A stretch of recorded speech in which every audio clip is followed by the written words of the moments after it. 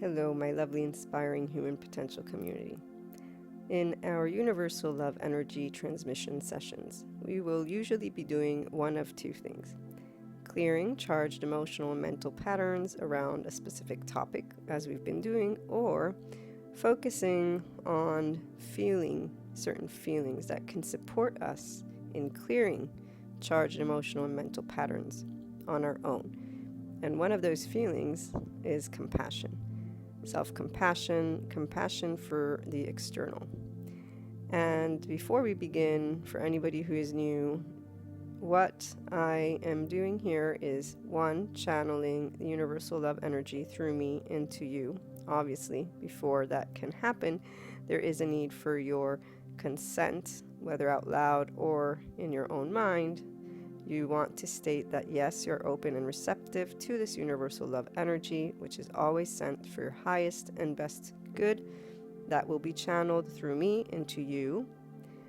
This is where those who have been regularly tuning in know I'm a Reiki master, and therefore I am connected to that universal love channel. I prefer using the word of love so that those who are not inclined to be in this spectrum of Reiki, so energy healing, can understand that it is my intention to provide support in an unconditionally loving way. And so for those who are not inclined to give consent, there is nothing wrong or right.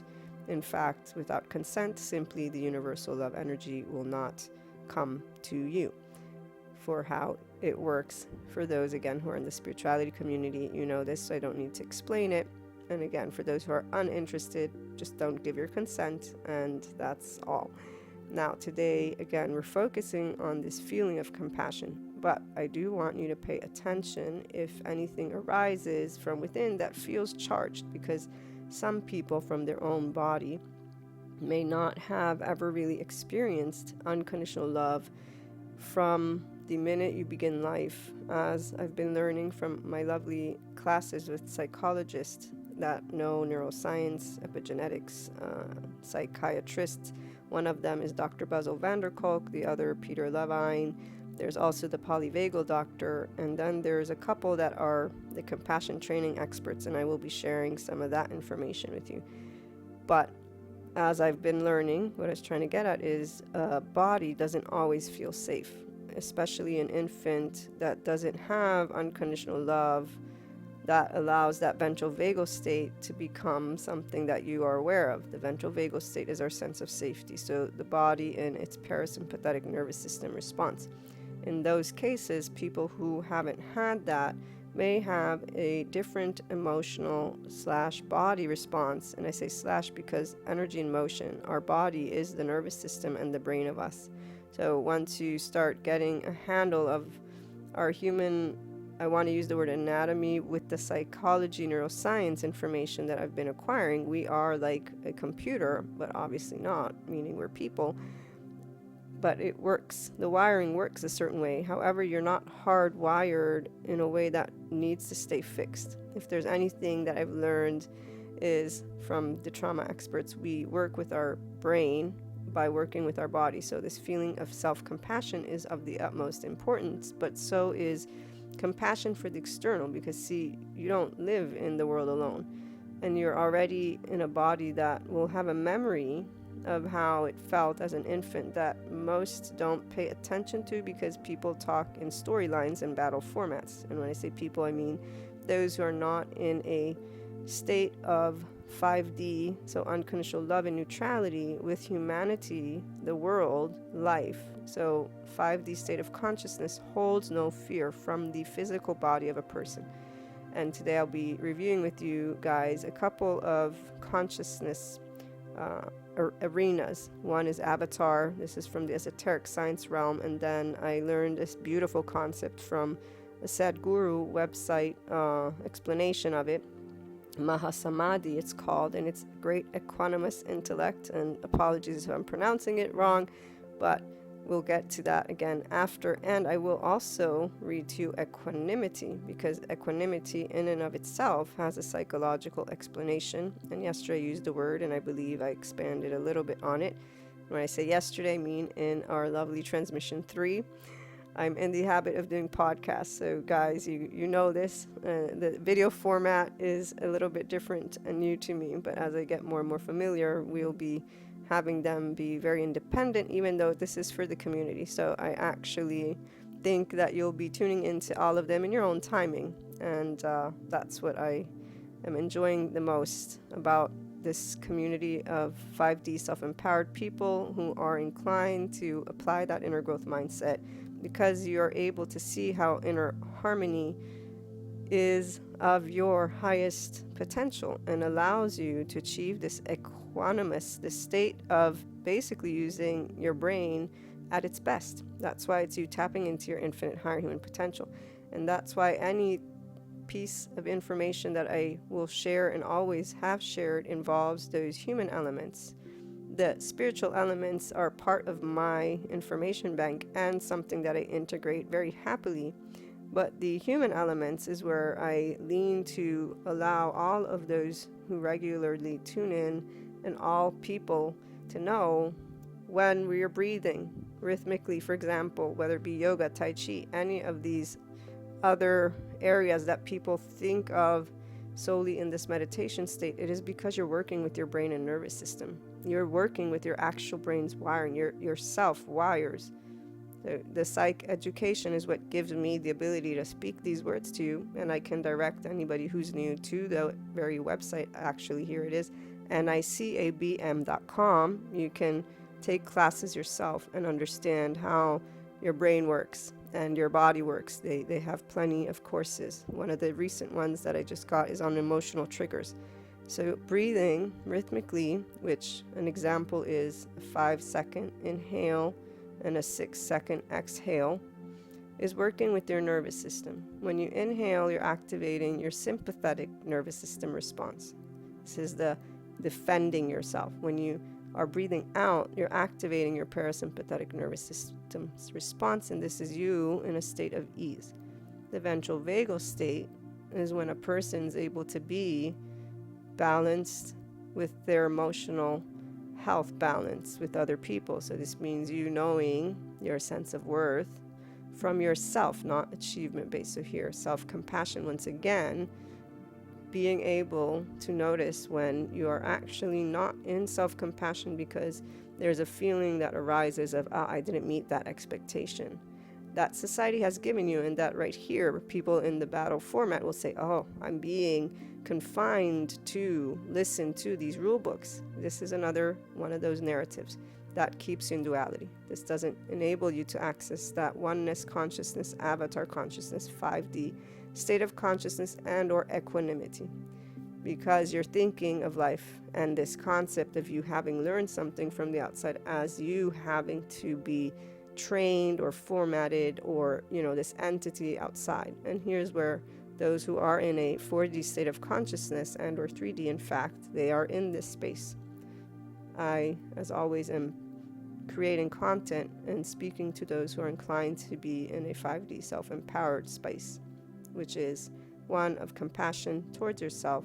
And so today we get to focus on acquiring that ease, that feeling of familiarity with it, and also the external. So compassion is both ways.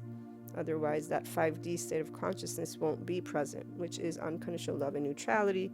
You in your ventral vagal state, when something outside of you doesn't go the way you want, you being able to be in a state of choosing what to do next. You either will allow yourself to rewire, if you will, so to work with your own nervous system and your neural networks, your way of thinking, your way of feeling in that very moment, or you won't, and you'll keep engaging in the same pattern. That is something people do all the time. Plenty of adults I know don't engage in self-compassion and compassion with others. In fact, it's hilarious. The regular listeners know this. When I presented to my mother how we are able to all be in physiological compassion, she said, well, what if not everybody wants to be in that? And I said, yeah, you're right. So if there are people who, if you feel, you feel not quite inclined to want to experience complete compassion for yourself and the world, then this is not something that will be practiced, what we're going to do in your every moment, because your awareness obviously won't keep the information there. Usually we will store information that is of our liking, and we will remember it if it is of our liking. So your body, heart, and mind, as always, are leading the way, which is where those who resonate will automatically remember tidbits that are helpful to their own journey.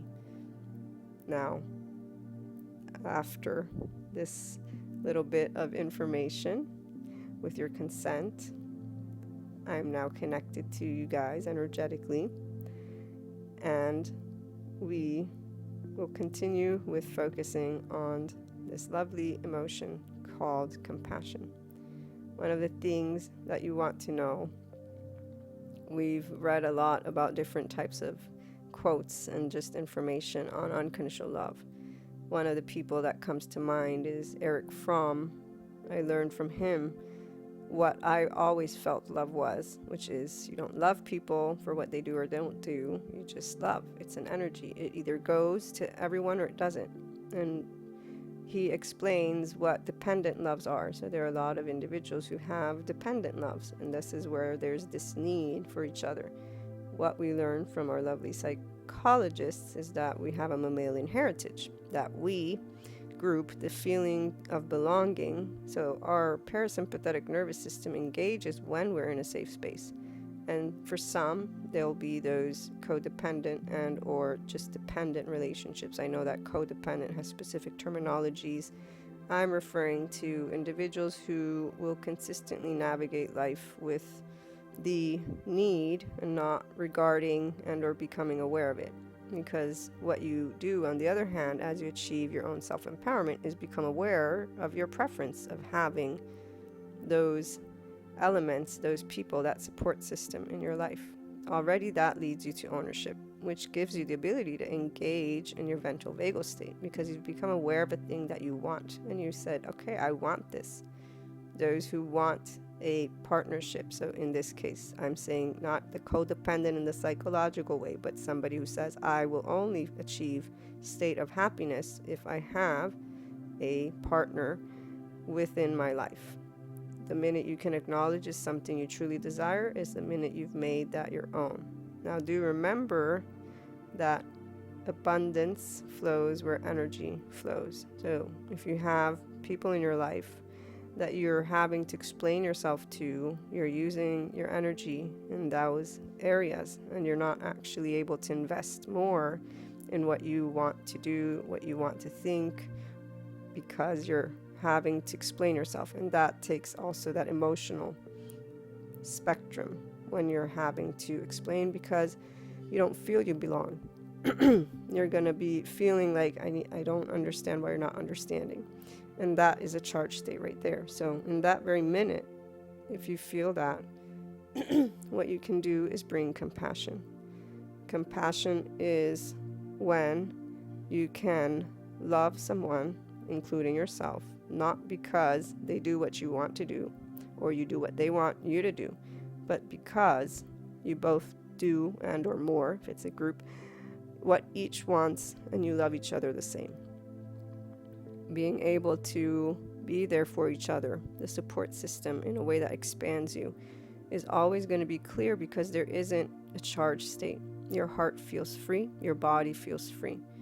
You feel completely understood. You don't need to explain yourself, even though you communicate, you share, you talk, of course, but you're able to be in a hearty home. Right here we have our lovely Shaman's Dream Oracle card, if you take note of it, where you are in coziness and warmth and safe space. This is just very important. Again, I like to highlight the support system, because there are those who don't take note of how their body feels, because you perhaps think it's not a big deal.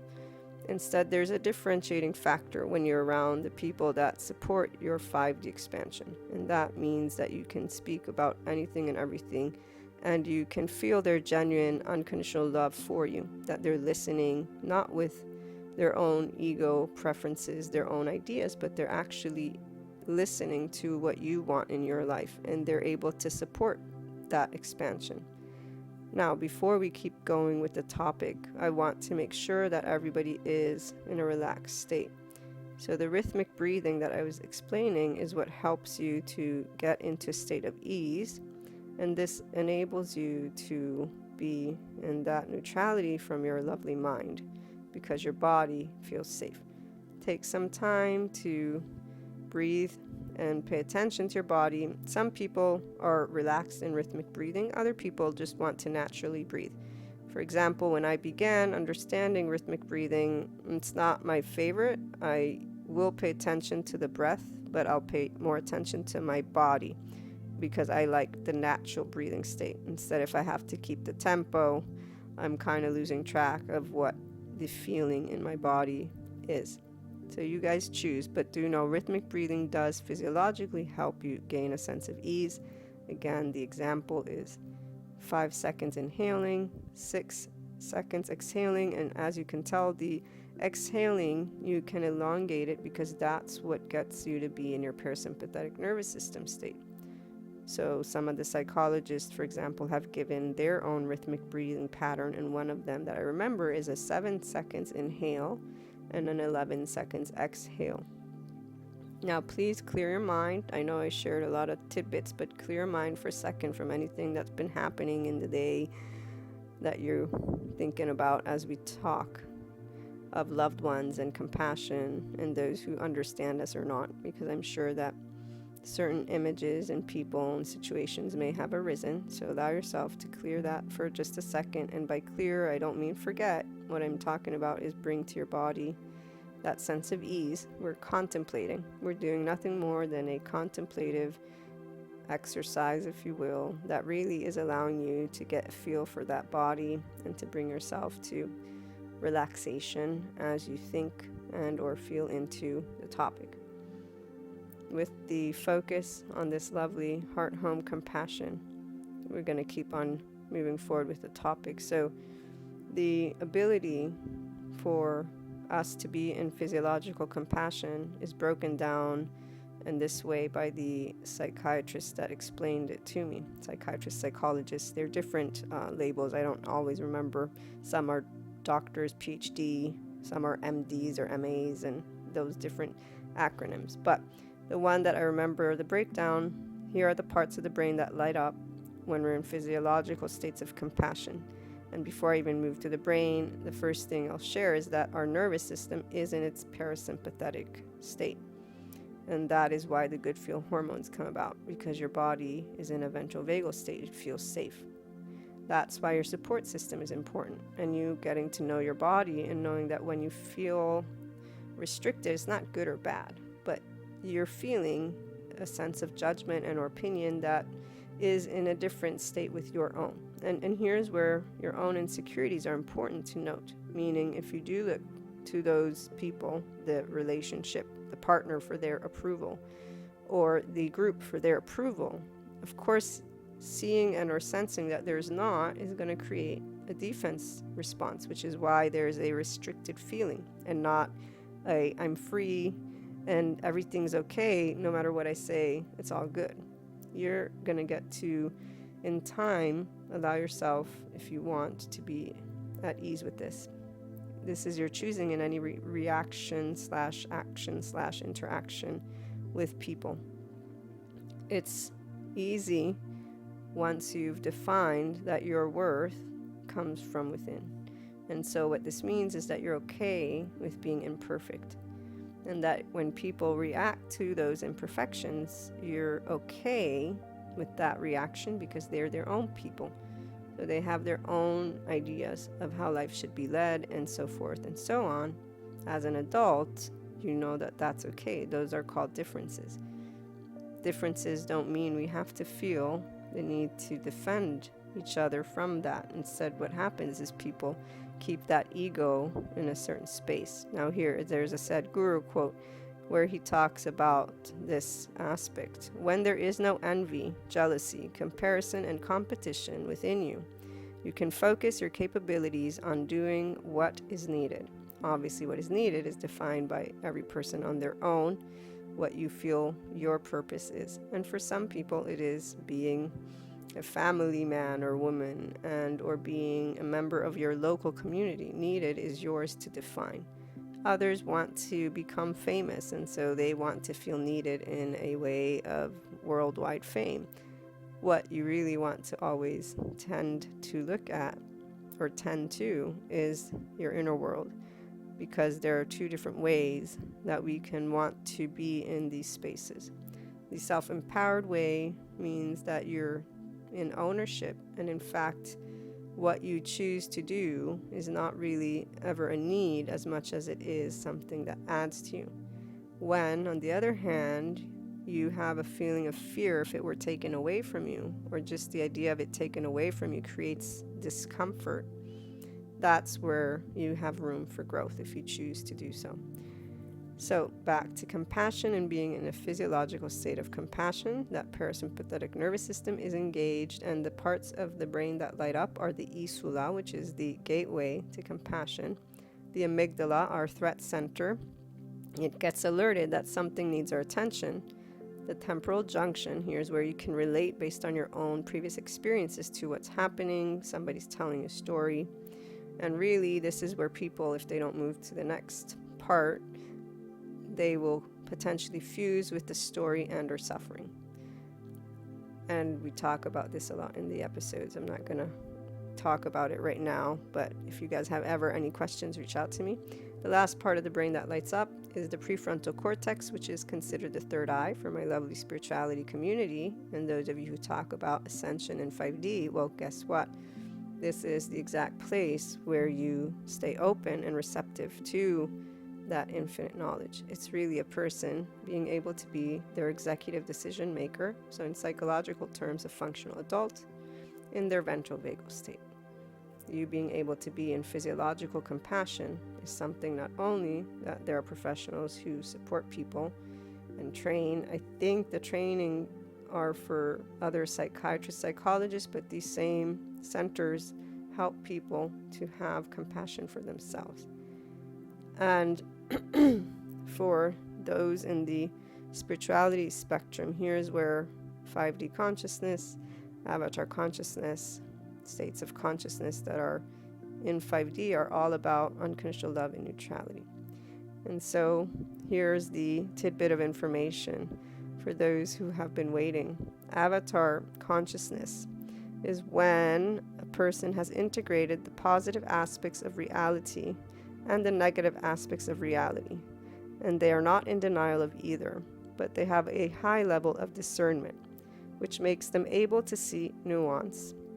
They can hold multiple perspectives at once, and this includes another person's perspective as well as cosmic perspectives and beyond. This is the level of consciousness that many are currently stepping into and learning how to operate. When it comes to the Mahasamadhi, that lovely concept that I learned thanks to Sadhguru, here is that definition. So Sama means equanimous. D or Buddhi means intellect. Samadhi means equanimous intellect. And an equanimous intellect is an intellect that doesn't discriminate between good and bad, high and low, joy and misery, pain and pleasure. Mahasamadhi means a great equanimous intellect, the highest level of equanimity of the intellect. And this means your intelligence has lost all external input. Now, before we keep going, here is equanimity, the definition from the human perspective. Mental calmness, composure, and evenness of temper, especially in a difficult situation. And when I say human perspective, I mean the social sciences, the psychological perspective, a definition that anybody, if you look it up, will find. And that's the beauty of all of these different states of consciousness. They lead back to the very same aspect. It is your own self-ego. It is your relationship with yourself. Your brain, though, and your body, your nervous system, is what that relationship is. And we have many different ways we look at these. The feeling of compassion, people don't think that the body's involved. They think of it as just that feeling. with this bit of information, before we move into a little bit of the feeling component, you now know, and this is where it's empowering, you know how the body works, you know why it comes to be. So rhythmic breathing doesn't just stay in this idea that you have to meditate, but you know that it's you working with your own physiology. So another definition, this is from Wikipedia: equanimity is a state of psychological stability and composure, which is undisturbed by experience of or exposure to emotions, pain, or other phenomena that may cause others to lose the balance of their mind.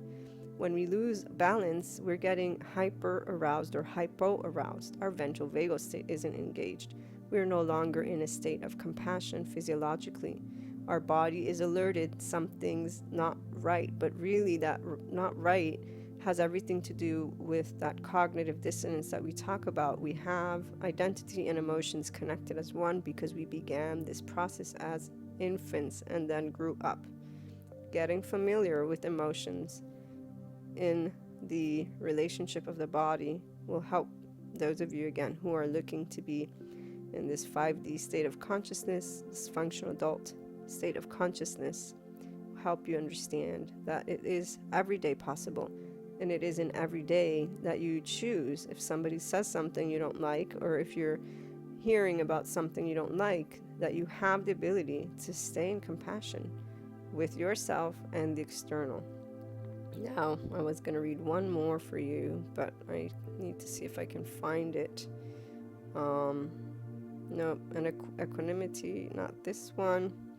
Okay, well, I lost it, but you get the picture. So here it is. Equanimity, definition: mental or emotional stability or composure, especially under tension or strain. Calmness, equilibrium. You being able to be in a state of compassion in your ventral vagal state allows a transformational leadership mind to be present because you're staying physiologically calm.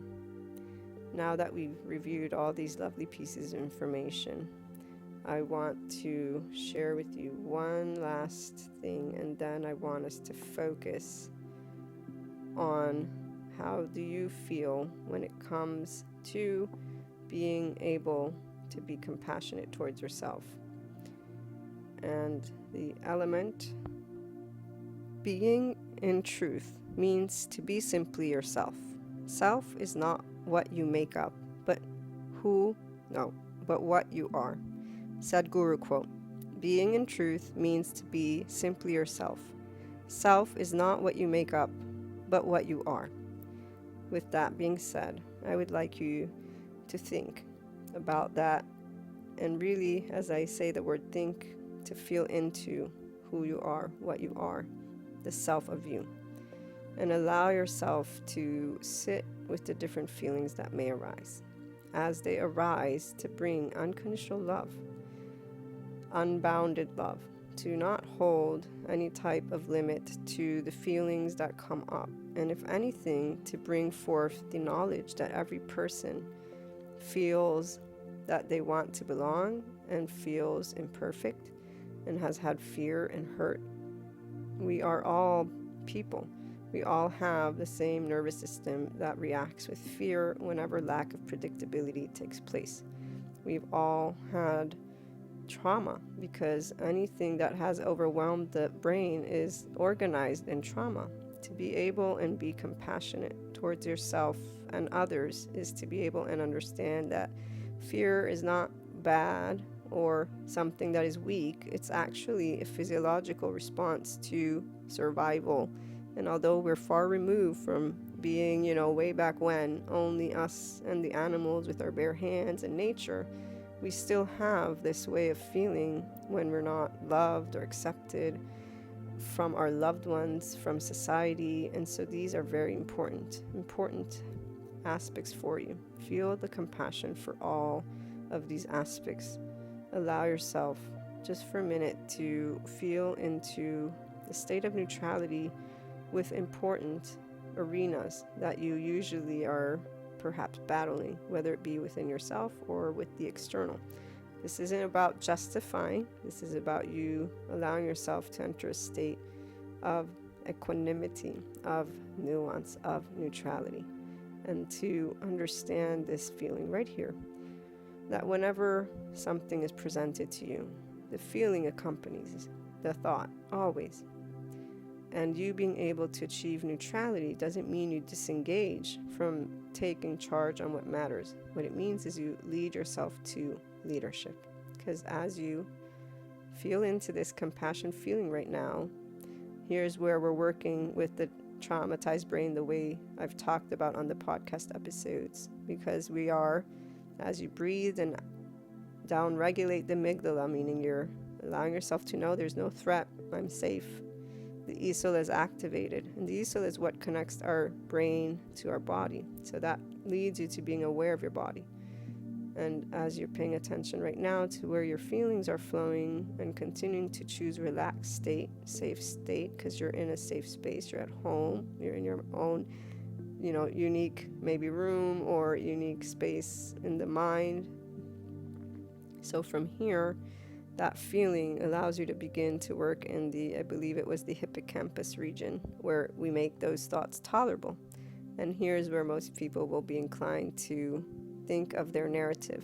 And I'm here to share with you, identify it, and now disengage from the narrative, because you're not in a battle format. You're not facing something. You're in a thought moment, contemplating, and you're trying to master being in a state of compassion with yourself, first of all.